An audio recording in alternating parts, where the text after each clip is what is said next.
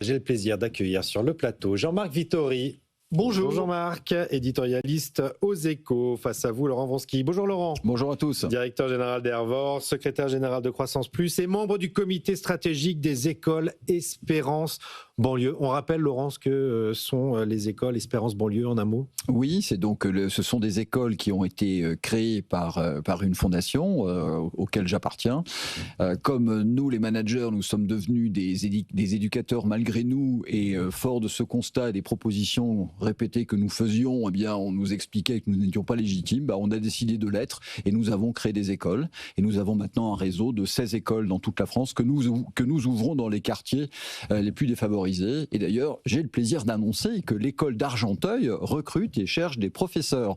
Donc si vous avez la vocation et si vous voulez contribuer à l'éducation de notre pays, eh bien vous allez sur notre magnifique site Espérance Banlieue et puis vous proposez vos services et on se fera un plaisir de vous rencontrer. Bon, parfait. Quand la société civile pallie parfois les défauts des services publics. Et face à vous, Erwan Tison. Bonjour Erwan. Bonjour Raphaël. Nouveau directeur des études de l'Institut de l'entreprise, chroniqueur pour le site Les Électrons Libres, un site formidable que je vous conseille d'aller visiter très régulièrement. Il y a beaucoup de matière grise et beaucoup de réflexions autour de l'économie sur le site lesélectronslibres.fr, si je ne m'abuse, et toujours chargé d'enseignement à l'Université de Strasbourg. Bonjour Erwan, merci à tous les trois pour cette émission. On va commencer par faire le débriefing de ce qui s'est passé hier en Belgique. Je le disais, c'était au château de la commanderie d'Alden-Biesen, près de Maastricht. Antonio Costa, le président du Conseil européen, avait convié l'ensemble des chefs d'État et de gouvernement à venir brainstormer autour du sujet majeur de la compétitivité européenne, alors qu'on attend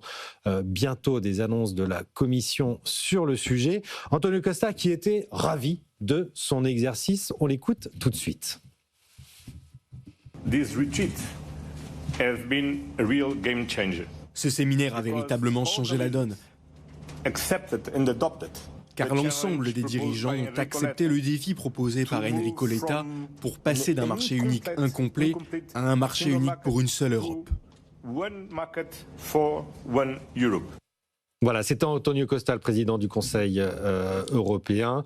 Un game changer, dit-il, cette retraite. Bon, moi je serais peut-être un peu moins enthousiaste. Qu'est-ce que vous en avez retiré, Jean-Marc Vittori? Alors, c'est normal que Antonio Costa soit enthousiaste. C'est son propre bébé. Il organise son truc, il ne va pas dire que ça a été nul. C'est une étape. Oui. Une étape. On a eu plusieurs étapes qui ont été rappelées. Il y a eu le rapport Letta, le rapport Draghi en 2024, 2025. Il y a eu une lente prise de conscience qu'il fallait vraiment travailler sur la question. Sur fond de dégradation accentuée de différents pans de l'industrie européenne. On pense évidemment à l'automobile. On pense aussi à un secteur dont on parle moins souvent, mais qui est absolument essentiel, qui est la chimie et derrière la pharmacie. Oui. Il y avait à Anvers une réunion des industriels et notamment de la chimie, la veille, qui ont tiré la sonnette d'alarme. Ça n'est pas par hasard, parce que quand vous regardez historiquement, automobile, chimie, ça a été les deux mamelles industrielles de l'Europe au cours du XXe siècle. C'est ça qui a tiré la puissance et aussi la richesse du vieux continent pendant des décennies. Et c'est ça qui est en train de se dégrader, voire de s'effondrer. Donc, avec des signes qui se sont accentués l'an dernier. Donc, prise de conscience, toujours de la prise de conscience. Et là, c'est une nouvelle étape avec des discussions. On voit bien qu'il y a des points absolument fondamentaux qui opposent encore les pays les uns aux autres là-dessus. Et donc, ces différends-là n'ont hélas pas été aplanis hier, mais ça n'est pas surprenant. C'est un travail de longue haleine. Le problème, c'est que c'est un travail de longue haleine, alors qu'à côté, le monde change très très vite. Oui, c'est ça. C'est le rythme qui effraie un peu en Europe. Erwan Tison. Alors, il y a évidemment des divergences et on va en discuter ensemble. Il y a la voix européenne, la voix française, qui n'est pas la voix allemande. D'un côté, Emmanuel Macron, qui a donné cette semaine une interview à la presse européenne dont Le Monde en France propose de la dette, encore et toujours, des eurobonds pour financer l'investissement du futur qu'il estime à 1 200 milliards, les besoins d'argent public pour financer l'innovation, la recherche, le futur en Europe. Et de l'autre côté, un axe italo-allemand, Merz Meloni, qui lui appelle plutôt à lever les freins intérieurs au marché intérieur et à déréguler en réalité. Qui a raison entre les deux? Alors, premièrement, on est encore face à un nouveau game changer. Je vous rappelle, la première élection de Donald Trump, je ne sais pas si vous vous rappelez, il y a eu branle-bas de combat, tous les dirigeants européens s'étaient réunis le lendemain en disant « maintenant c'est bon, c'est un sursaut pour l'Europe, plus rien ne sera jamais comme avant ». Deuxième élection de Donald Trump, c'est un game changer absolu pour l'Europe, plus rien ne sera jamais comme avant, on va se retrousser les manches.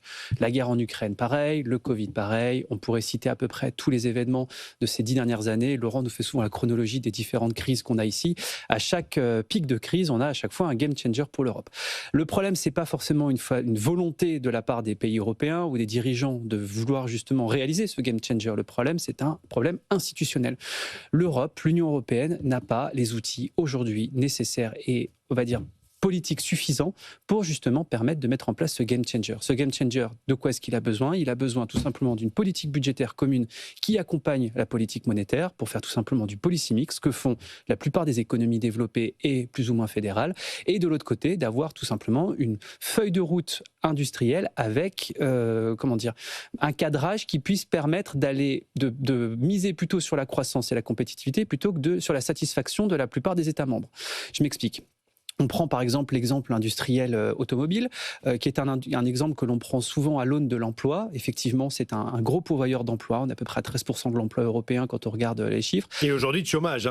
Je rappelle les chiffres spectaculaires. 240 000 destructions d'emplois dans la filière automobile allemande et c'est que le début. 2 ans. Et on a des chiffres qui sont tombés en France entre 2010 et 2013. Ça a été un carnage aussi. Et c'est que le début. Et le problème, c'est qu'on sait que l'automobile est face à 3 révolutions. La révolution notamment de son électrification, la révolution de sa construction et la révolution de sa motorisation, notamment via le développement des véhicules autonomes. Et on a raté la première révolution qui était celle de l'électrification, et du coup on ne s'est pas projeté sur la prochaine révolution qui est celle de l'automatisation de la conduite, alors qu'on sait, en tout cas les études le montrent, que 70% de la valeur dans une voiture à l'avenir, ce sera le logiciel. Et donc on s'est interdit de faire ça. Pourquoi? Parce que tout simplement on ne voulait pas déplaire aux Allemands, on ne voulait pas changer pivoter quelque part l'industrie européenne, et donc du coup on a raté la prochaine innovation. Et donc tant que l'Europe continuera d'être un amoncellement de 27 intérêts parfois divergents et non pas l'addition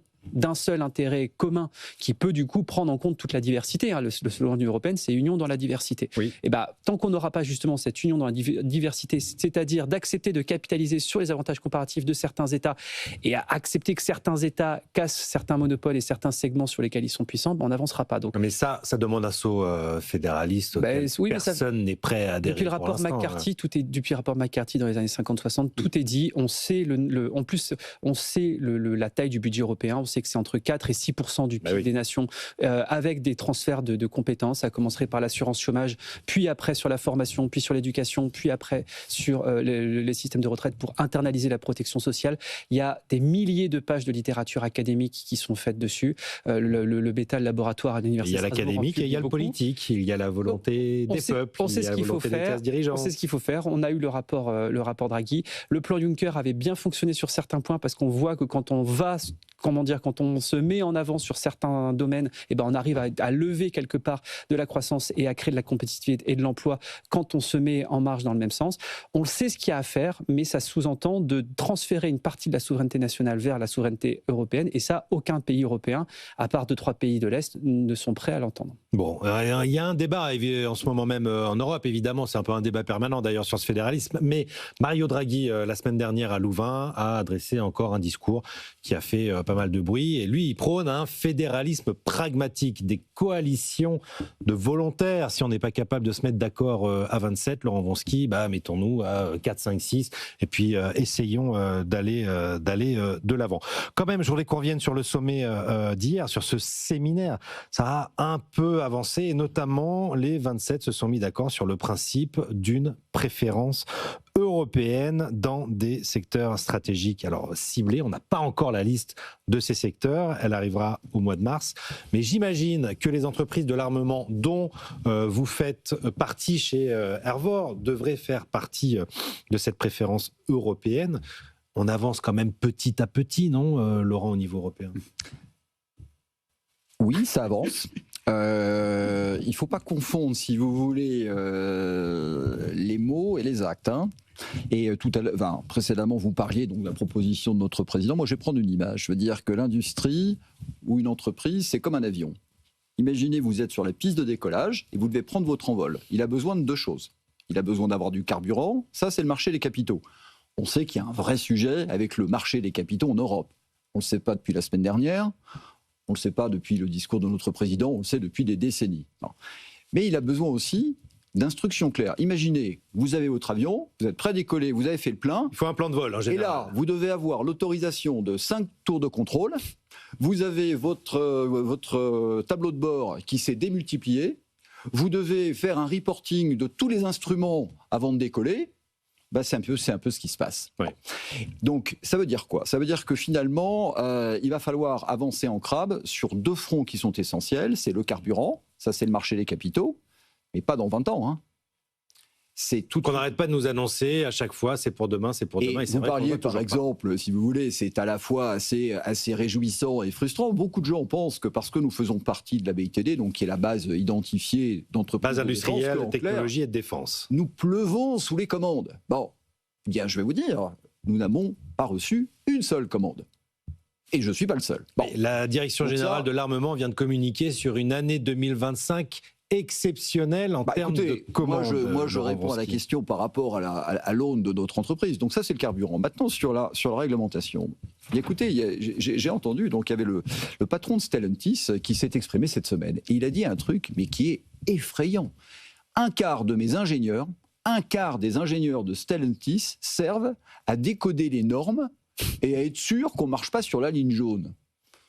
Et quand vous entendez ça, vous vous dites, mais c'est complètement dingue. C'est-à-dire que plutôt que de réfléchir à la nouvelle génération de voitures, à contrer les Chinois, etc., lui, il a un quart de ses ingénieurs, et ça fait du monde, qui ne réfléchissent qu'à une seule chose.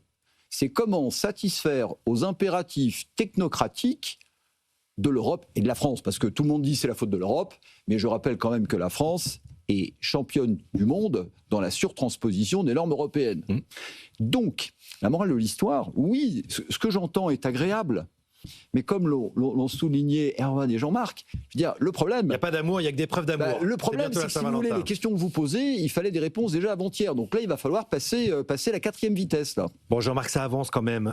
Les 27 sont mis d'accord sur une préférence européenne. On a le fameux 28e régime d'entreprise. On nous promet une création d'entreprise en 48 heures qui fonctionnerait dans l'ensemble des États membres de l'Union européenne. Ça répond exactement au problème que souligne Laurent Vronsky. À condition que ça soit mis en œuvre correctement. C'est exactement ce que disait Laurent.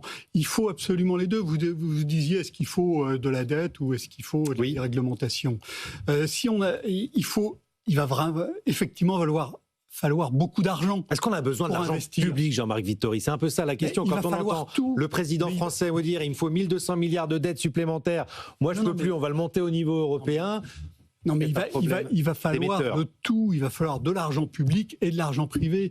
Et c'est pour ça que développer une capacité d'endettement à l'échelon européen, ça sera nécessaire. Même le patron de la Bundesbank, qui n'est pas a priori un flambeur invétéré, en convient. Donc, il va falloir de l'argent public, ne serait-ce que pour abonder un certain nombre de projets qui, sans cet argent public, ne seront pas rentables, alors qu'ils sont absolument indispensables. Je pense évidemment à la transition. Donc il faudra de l'argent public, il faudra de l'argent public privé, et là on revient évidemment à la question des marchés des capitaux, qui est pendante depuis des décennies, avec une opposition entre Paris et Berlin qui est, pour l'instant, apparemment... Pourquoi ça n'avance pas, Jean-Marc ?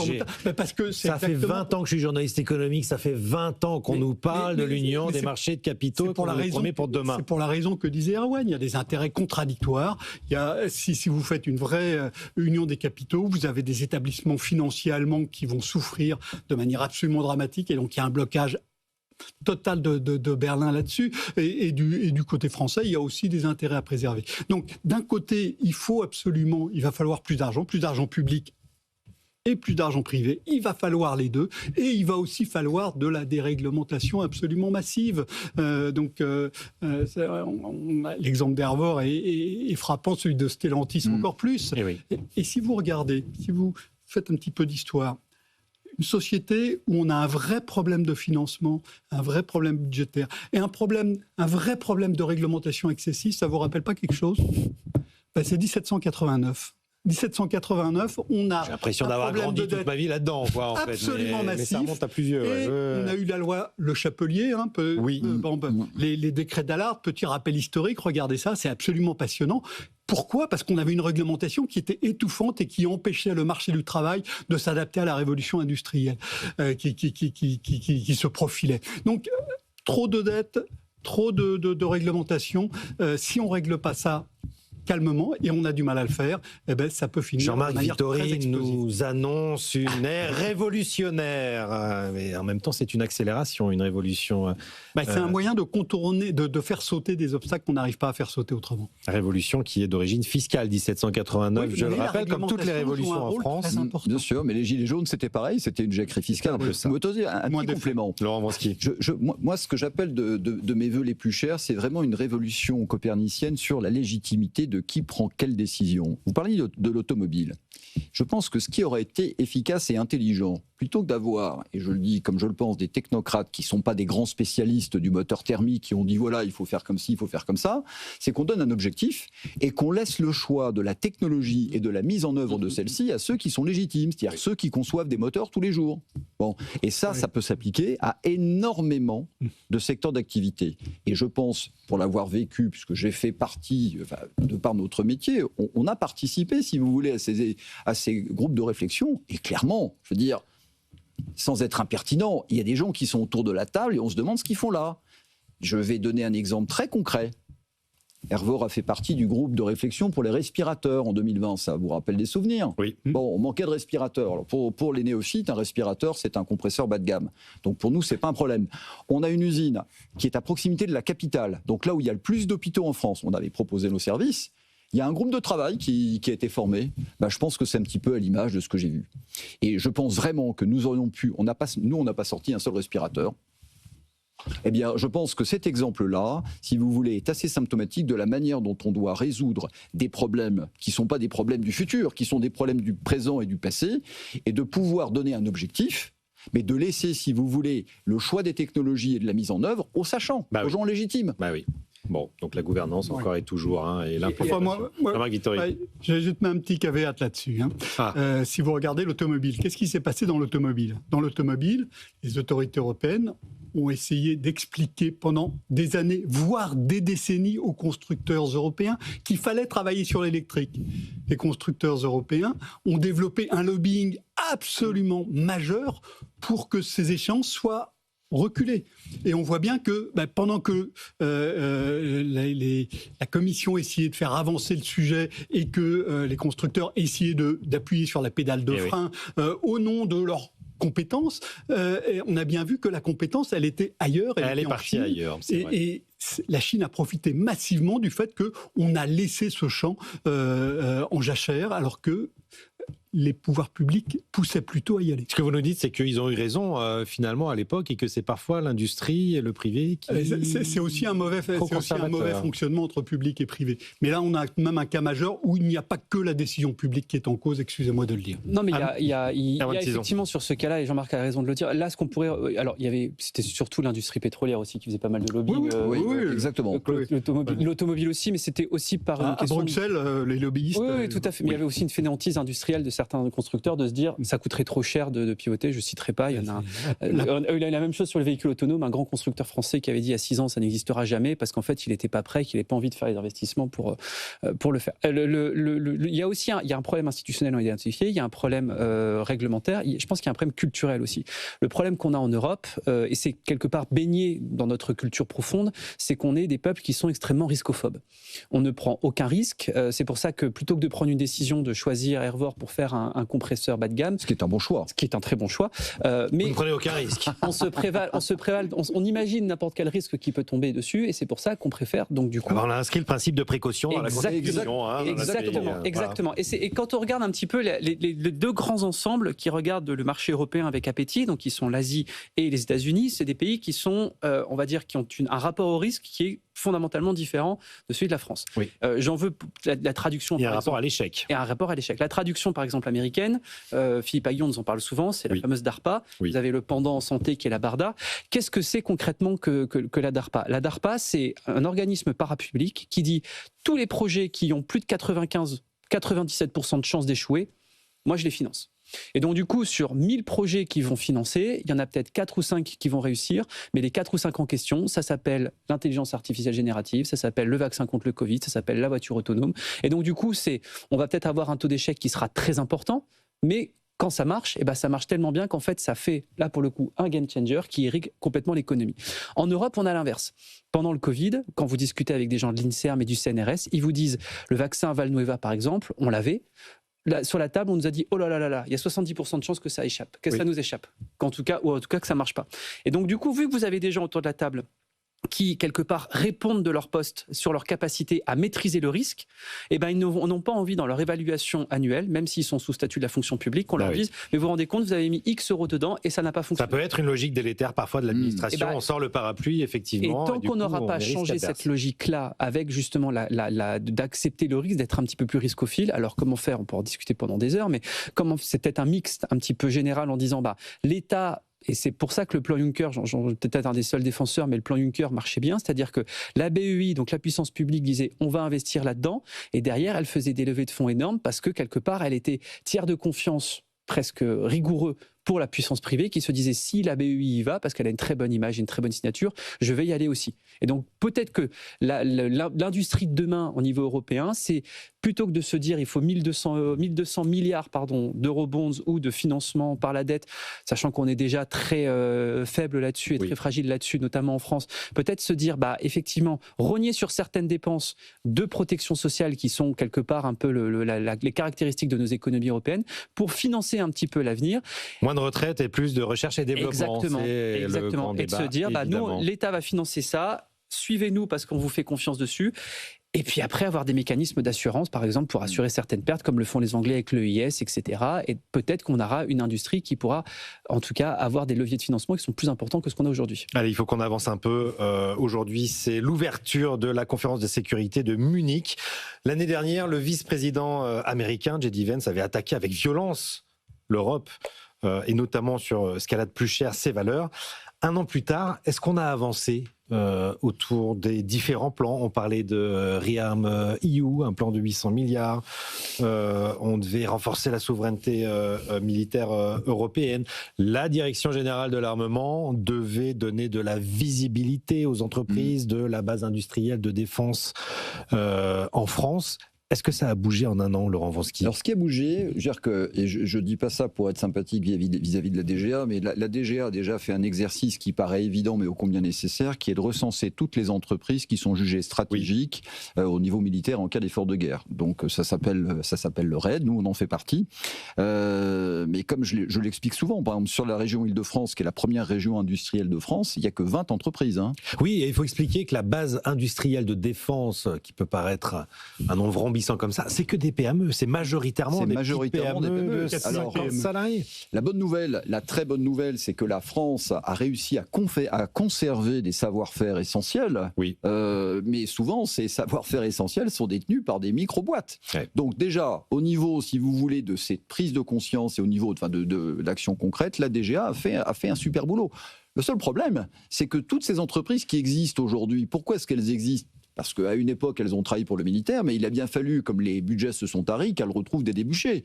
Et donc, elles ne vont pas, si vous voulez faire un pivot à 180 degrés, faire des investissements colossaux, s'il n'y a pas en face un collatéral. Et c'est quoi le collatéral ? Ça s'appelle des commandes. Bon, ce n'est pas des discours. Je veux dire, vous ne payez pas vos collaborateurs avec des discours. Donc, de ce point de vue-là, et je ne revendique rien, mais je veux dire que moi, Laurent Wronski, par rapport à Hervor, je ne vais pas investir massivement dans une augmentation de notre capacité industrielle et de conception, parce que c'est pas juste produire, il faut concevoir, uniquement sur des assurances avec des gens qui nous disent, la main sur la Bible, ne vous inquiétez pas, tout va bien se passer. C'était pourtant la promesse de la Direction générale de l'armement de donner de la visibilité justement à toutes ces entreprises, à toutes ces PME pour pouvoir investir, puisqu'on sait que, évidemment, l'industrie de l'armement va être appelée à progresser dans les prochaines années. Quel bilan vous tirez, Jean-Marc Vittori, de cette année passée? On a le même débat que sur le sujet précédent. Ouais. C'est connexe. C'est-à-dire que on fait du surplace. Compétitivité, défense, ça avance lentement. Les gens se disent vraiment dans la tête, maintenant il va falloir faire quelque chose. Il y a des choses qui sont lancées. Laurent le disait à l'instant à propos de du recensement. Bon, un recensement, c'est un point de départ, hein, c'est pas un point d'arrivée. Il y a même eu un point important là-dessus, c'est que le financement de la guerre en Ukraine est passé très largement des États-Unis à l'Europe, et ça, c'est un vrai changement. L'Europe n'arrive pas à financer autant que les États-Unis. Non, c'est une vraie faiblesse. 90 milliards d'euros là qui doivent être transférés. Il y a même là un vrai changement. Je ne suis pas sûr qu'on aurait parié il y a un an que ça allait pouvoir vraiment se faire. Donc ça, il faut le souligner. Donc il y a des choses qui peuvent... Pas complètement financées non plus, il faut le dire aussi. Il y a des choses qui peuvent avancer. C'est trop lent. On a des obstacles bureaucratiques absolument partout. Derrière ce que raconte Laurent Vronsky à propos de la DGA, on devine derrière les gars dans les bureaux en train de dire « Ah ouais, mais non, mais ça, on va réduire l'enveloppe, parce que sinon ça va faire trop. Il va falloir, et ça peut nous retomber dessus. » 38 milliards de commandes quand même en 2025, la DGA. Hein. Oui, mais centralisé sur combien d'entreprises? Parce que je ne dis pas que c'est pas bien, mais si vous achetez un avion, ça coûte très cher. Donc toutes ces entreprises dont on vient de parler, elles ne vivent pas avec des commandes de 4 millions d'euros à l'unité. C'est des commandes de 70 000, 200, 300 000. Ouais. C'est ça la vraie vie. Bon, Erwan, partagez l'avis général. D'un point de vue administratif, d'un point de vue européen, effectivement, cette année, il y a eu des choses qui ont été mises en avant. Maintenant, ce qu'il faut, c'est l'application. À noter que le pays, pour l'instant, qui est le plus en avance, c'est la Pologne. La Pologne, elle a un des pays qui a demandé justement à déroger aux règles budgétaires. Justement. Je pense que plus on est sur le front est européen, plus ils sont efficaces. Ouais. Mais encore une fois, ça fait un an, et en fait, le problème, c'est que l'échelle aujourd'hui à laquelle répond l'Union européenne, parce que c'est sa construction, est une échelle de temps de paix, c'est-à-dire un temps très long, et malheureusement, c'est l'ADN de l'Europe, hein. C'est l'ADN de l'Europe. Construit par le commerce pour la paix. Les deux sujets sont connexes. On a effectivement, l'Europe est un bien extrêmement précieux, mais qui fonctionne dans sa fonction administrative et institutionnelle très bien en temps de paix, et pas suffisamment rapidement en temps de mutation, on va dire, tel qu'on le connaît aujourd'hui.